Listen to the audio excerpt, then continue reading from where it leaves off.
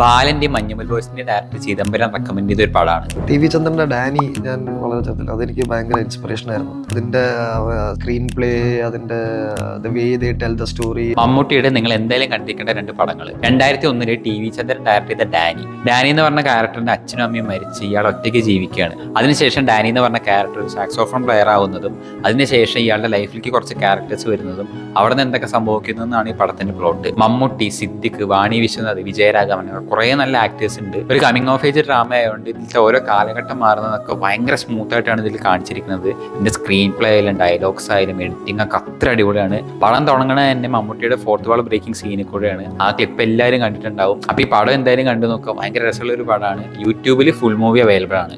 രണ്ടാമത്തത് 1986 വിശ്വംഭരൻ ഡയറക്ട് ചെയ്ത നന്ദി വീണ്ടും വരിക. ജഗദീഷും ശ്രീനിവാസനും കൂടിയാണ് ഈ പടം എഴുതിയിട്ടുള്ളത്. ഭയങ്കര രസമുള്ള ഒരു പടമാണ്. നമുക്ക് ടൈം പാസിനൊക്കെ കണ്ടിരിക്കാൻ പറ്റിയ പടമാണ്. മോഹൻദാസ് എന്ന് പറഞ്ഞ മമ്മൂട്ടി ചെയ്ത ക്യാരക്ടറിന് എല്ലാ കാര്യങ്ങൾക്കും പേടിയാണ്. ഇങ്ങനെ എല്ലാറ്റിനും പേടിയുള്ള ഒരാള് അച്ഛന്റെ നിർബന്ധപ്രകാരം SI ആയിട്ട് വേറൊരു സ്ഥലത്ത് ചാർജ് എടുക്കുകയാണ്. ആ ഗ്രാമത്തിലുണ്ടാകുന്ന പ്രശ്നങ്ങളും അവിടുത്തെ ആൾക്കാരെയൊക്കെ എങ്ങനെ ഇയാൾ ഡീൽ ചെയ്യുന്നതാണ് ഈ പടം കാണിക്കുന്നത്. കുറെ നല്ല ഹ്യൂമറസ് ആയിട്ടുള്ള സീൻസ്, അതേപോലെ തന്നെ മമ്മൂട്ടിയുടെ ഒക്കെ ഭയങ്കര രസമുള്ള പെർഫോമൻസ് ആണ് ഇതിൽ. വേറെയും കുറെ നല്ല പെർഫോമൻസസ് ഉണ്ട്.